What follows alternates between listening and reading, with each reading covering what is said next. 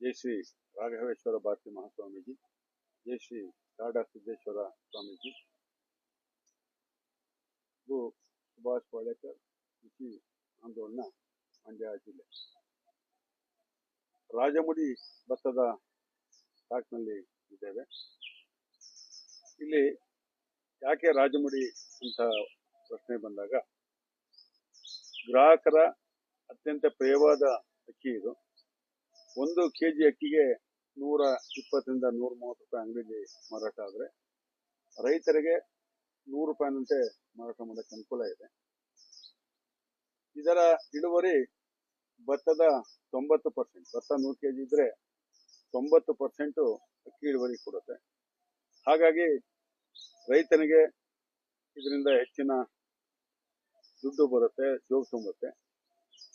ಜೊತೆಗೆ ರೈತ ನಂಬಿರ್ತಕ್ಕಂಥ, ರೈತ ಆಧರಿಸ್ತಕ್ಕಂಥ ಹಳ್ಳಿಕಾರ ರಾಸುಗಳಿಗೆ ಅತ್ಯುತ್ತಮವಾದ ಮೇವು ಸಿಗುತ್ತೆ. ಜನ ಜಾನುವಾರಿಗೆ ನ್ಯಾಯ ಸಿಕ್ಕತ್ತೆ, ರೈತರಿಗೆ ನ್ಯಾಯ ಸಿಕ್ಕತ್ತೆ. ಹಾಗಾಗಿ ಈ ಬಾರಿ ಮೊದಲನೇ ತಾಕ್ನಲ್ಲಿ ಈಗ 16 ತಾಕ್ಗಳಲ್ಲಿ ರಾಜಮುಡಿ ಭತ್ತ ಬೆಳೆದಿದ್ದಾರೆ.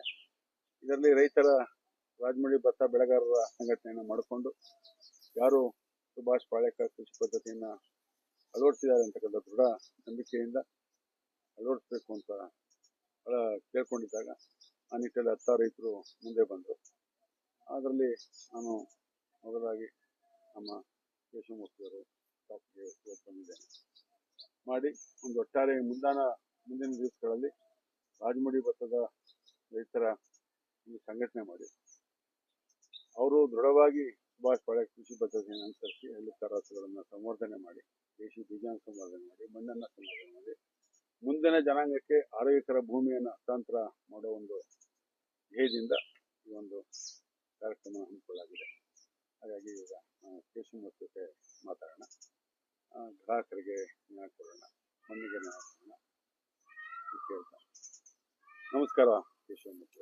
ನಮಸ್ತೆ ಜಿ. ತಮ್ಮ ಪರಿಚಯನ ಹೇಳಿ. ಜಿ ಕೇಶವಮೂರ್ತಿ, ಸಂತೆಕಸಲಗೆರೆ ಗ್ರಾಮ, ಕೊತ್ತತ್ತಿ ಹೋಬಳಿ, ಮಂಡ್ಯ ತಾಲೂಕು, ಮಂಡ್ಯ ಜಿಲ್ಲೆ. ಈ ಒಂದು ಭತ್ತ ಯಾವುದು ಕೇಶವಮೂರ್ತಿ? ಜಿ ಇದು ರಾಜಮುಡಿ ಭತ್ತ ಅಂತ. ಇದನ್ನ ತುಂಬಾ ಹಳೆ ಭತ್ತ ಇದು. ತುಂಬಾ ಗ್ರಾಹಕರಿಗೆ ತುಂಬಾ ಪ್ರಿಯವಾದದ್ದು. ಪ್ಲಸ್ ಮತ್ತೆ ರುಚಿ ಇರುತ್ತೆ, ಶುಗರ್ಗೆಲ್ಲ ತುಂಬಾ ಅನುಕೂಲ ಇದೆ. ಆಮೇಲೆ ಬೆಳೆಯೋದು ಕೂಡ ತುಂಬಾ ಸುಲಭ ಇದೆ. ಇದನ್ನ ತುಂಬಾ ಸುಲಭವಾಗಿ ಬೆಳಿಬಹುದು. ಇದನ್ನ ನಾನು ಬೆಳೆದಿದ್ದ ವಿಧಾನ ಯಾವ ರೀತಿ ಅಂತ ಹೇಳ್ತಾ ಹೋಗ್ತೀನಿ, ನಿಮ್ಗೆ ತಿಳ್ಕೊಳ್ಳಿ. ಇದು ಮಾಮೂಲಿ ಈಗ ನಾವು ಒಟ್ಲಾಕ್ತಿವಲ್ಲ, ರಾಸಾಯನಿಕ ಭತ್ತ ಯಾವ ರೀತಿ ಒಟ್ಲಾಕ್ತಿವಿ ಸೇಮ್ ಅದೇ ರೀತಿ ಒಟ್ಲಾಕಿದ್ದು, ಬೇರೆ ರೀತಿ ಏನು ಮಾಡಿಲ್ಲ. 22-23 ದಿನಕ್ಕೆ ನಾಟಿ ಮಾಡ್ದು. ನಾಟಿ ಮಾಡಿ ನೋಡಿ 3 ತಿಂಗಳಾಗಿದೆ. ಇದು ಸೆಪ್ಟೆಂಬರ್ 10ನೇ ತಾರೀಕು ನಾವು ನಾಟಿ ಮಾಡಿದ್ವಿ 2024ರಲ್ಲಿ. ಇವತ್ತು ನೋಡಿ ದಿನಾಂಕ ಬಂದು ನವೆಂಬರ್ 28, 2024. ಈ ರೀತಿ ಬೆಳೆದಿದೆ. ನಿಮ್ಗೆ ಕಾಣ್ತಾ ಇರ್ಬೋದು ಒಡೆಗಳ ಯಾವ ರೀತಿ ಇದೆ ಅಂತ. ನಿಮ್ಗೆ ಕಾಣ್ತಾ ಇದೆ ನೋಡಿ, ಆಲ್ಮೋಸ್ಟ್ ಪೂರ್ಣವಾಗಿ ಇದೇ ತರ ಇದೆ. ನಾನು 1 ಎಕರೆಗೆ ನಾಟಿ ಮಾಡಿದ್ದೀನಿ. ಇದೇನಂತ ಹೇಳಿದ್ರೆ, ಈಗ ರಾಸಾಯನಿಕ ಕೃಷಿಯಲ್ಲಿ ಏನ್ ಮಾಡ್ತಾರೆ, ಆಲ್ಮೋಸ್ಟ್ ರಸಗೊಬ್ಬರಗಳು, ಕೀಟನಾಶಕಗಳು ತುಂಬಾ ಸಲ ಸಿಂಪಡಿಸ್ತಾರೆ. ನಾವು ಸುಭಾಷ್ ಪಾಳೇಕರ್ ರವರ ಮಾರ್ಗದರ್ಶನ, ಅವರ ಪದ್ಧತಿಯನ್ನು ಅನುಸರಿಸಿ ಮಾಡಿರೋದ್ರಿಂದ ಇದಕ್ಕೊಂದು 2ರಿಂದ 3 ಬಾರಿ ಜೀವಾಮೃತ ಕೊಟ್ಟಿದೀವಿ ಅಷ್ಟೇನೆ, ಮತ್ತಿನ್ನೇನು ಕೊಟ್ಟಿಲ್ಲ ಇದಕ್ಕೆ. ನೋಡಿ ಯಾವ ರೀತಿ ಕಾಣ್ತಾ ಇದೆ. ಯಾವ ಭತ್ತಕ್ಕೂ ಕೂಡ, ರಾಸಾಯನಿಕ ಭತ್ತಕ್ಕೂ ಕೂಡ ನಮ್ದು ಏನು ಕಡಿಮೆ ಇಲ್ಲ. ಇದೇನಿಲ್ಲ ಅಂದ್ರೆ ತುಂಬಾ ಚೆನ್ನಾಗಿ ಬಂದಿದೆ. ಮತ್ತೆ ಈಗ ನಮ್ಗೆ ಇಳುವರಿ ಕೂಡ ತುಂಬಾ ಚೆನ್ನಾಗಿ ಬರುತ್ತೆ ಅಂತ ಅನ್ಕೊಂಡಿದೀನಿ. ಆಮೇಲೆ ಗ್ರಾಹಕರಿಗೆ ತುಂಬಾ ಹತ್ತಿರವಾಗಿರೋದ್ರಿಂದ ನಮ್ಗೆ ಇದನ್ನ ಬೆಳೆದು ಮಾರ್ಕೆಟಿಂಗ್ ಸಮಸ್ಯೆ ಕೂಡ ಆಗಬಹುದು, ಆದ್ರೆ ನಮ್ಗೆ ಆಗೋದಿಲ್ಲ. ಏನಕ್ಕೆ ಅಂದ್ರೆ ನಮ್ದೇ ರೀತಿಯಾದ ಗ್ರಾಹಕರಿದ್ದಾರೆ. ಇದು ಒಮ್ಮೆ ಉಪಯೋಗಿಸಿದ್ರೆ ಗ್ರಾಹಕರು ಮತ್ತೆ ಬೇಡಿಕೆ ಹೆಚ್ಚಾಗುತ್ತೆ. ಇದಕ್ಕೆ ಇದು ಬಹಳ ಮುಖ್ಯ. ಬೇಡಿಕೆ ತುಂಬಾ ಹೆಚ್ಚಾಗುತ್ತೆ ಇದಕ್ಕೆ. ಅದರಿಂದ ಎಲ್ಲ ನಾವೇನಂತ ಹೇಳಕ್ ಇಷ್ಟಪಡ್ತೀವಿ ಅಂದ್ರೆ, ಎಲ್ಲ ರೈತರುಗಳು ಕೂಡ ಒಂದ್ ಸ್ವಲ್ಪ ದೇಶಿ ತಳಿಗಳನ್ನ ಉಳಿಸೋದಕ್ಕೆ ಪ್ರಯತ್ನ ಪಟ್ರೆ, ಆಮೇಲೆ ಅವ್ರಿಗೂ ವ್ಯವಸಾಯ ಕೂಡ ಈಸಿ ಆಗುತ್ತೆ.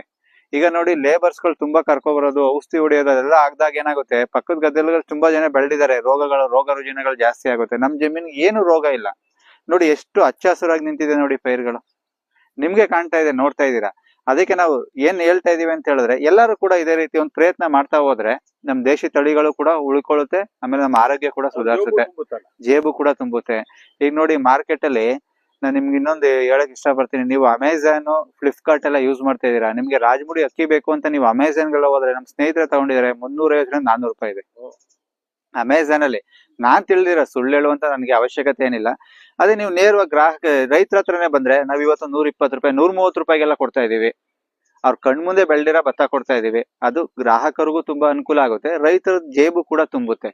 ರೈತರಿಗೆ ಪ್ರಮುಖವಾದ ಉದ್ದೇಶ ಏನು, ಅವ್ರು ಬೆಳೆದಿದ್ದ ಬೆಳೆಗೆ ಕರೆಕ್ಟ್ ಆಗಿ ಮೌಲ್ಯಯುತವಾದಂತ ಹಣ ಸಿಗ್ಬೇಕು.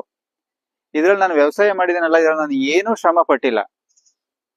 ಕರೆಕ್ಟ್ ಆಗಿ ಒಂದ್ಸಲಿ ಕಳೆ ಕೀಳ್ಸಿದೀನಿ, ಇಷ್ಟಾಗಿದೆ, ಇಷ್ಟಾಗಿ ಒಂದ್ಸಲಿ ಕುಯ್ಸ್ತೀನಿ. ನಾನು ಕೈಯಲ್ಲೇ ಕುಯ್ಸುವಂತದ್ದು, ಕೈಯಲ್ಲೇ ಕುಯ್ಸಿ ಬಡ್ಸಿ. ನಮ್ಗೆ ಆಮೇಲೆ ಜಾನುವಾರುಗಳಿಗೂ ಕೂಡ ನೀವು ರಾಸಾಯನಿಕ ಬಳಸಿ ಬೆಳೆಯುವಂತ ಹುಲ್ನ ಜಾನುವಾರುಗಳು ತಿನ್ನಕ್ಕೂ ಕೂಡ ತುಂಬಾ ಹಿಂಸೆ ಆಗುತ್ತೆ, ಸ್ವಲ್ಪ ಸಮಸ್ಯೆ ಆಗ್ಬೋದು. ಆದ್ರೆ ಈ ಹುಲ್ನ ತಿನ್ನಕ್ ತುಂಬಾ ಇಷ್ಟಪಡ್ತಾವು. ಆಮೇಲೆ ಹುಲ್ಲಿನ ಇಳುವರಿ ಕೂಡ ತುಂಬಾ ಚೆನ್ನಾಗಿದೆ. 1 ಎಕರೆ ಹುಲ್ಲಿತ್ತು ಅಂದ್ರೆ ನೀವು 3 ರಿಂದ 4 ಹಸು ಕಣ್ ಮುಚ್ಕೊಂಡು ಸಾಕ್ಬೋದು ನೀವು. ಆಗ ನಮ್ಮ ಹಳ್ಳಿಕಾರ್ ತಳಿ ಕೂಡ ಸಂವರ್ಧನೆ ಆಗುತ್ತೆ. ಇಷ್ಟಾಗಿದೆ ನೋಡಿ.